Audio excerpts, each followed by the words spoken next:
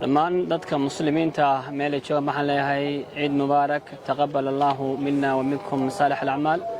waxaan leeyahay nabad ku ciida sanadkan iyo sanadka dambe ilaahay waxaan rajaynaynaa inuu amni iyo amaan ilaahay na siiyo waxaan leeyahay runtii dadku maanta waa maalin farxadeed waa maalin cafis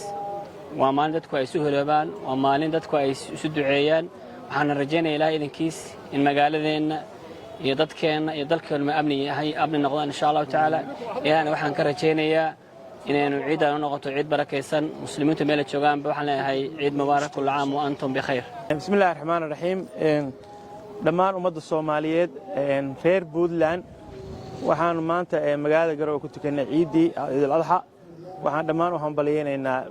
ciidda muslimiinta oo dhan wada ciidayaan reer Soomaaliyeed reer Puntland ciid mubaarak waan idin leeyahay assalaamu calaykum waraxmatullaahi wabarakaatuh maanta waa yawm farax weeye war kale tiro badan laba rabo waxaanu la ciidaynaa bulshada Soomaaliyeed iyo ummadda muslimiinta ah meel alaale meel joogaanba ciid mubaarak baan leenahay wa antum bil khayr farxad ku ciida barwaaqo ku noolaada alxamdulillaah rabbil caalamiin nabadgelyo ilaahay inaan kaga rajaynaynaa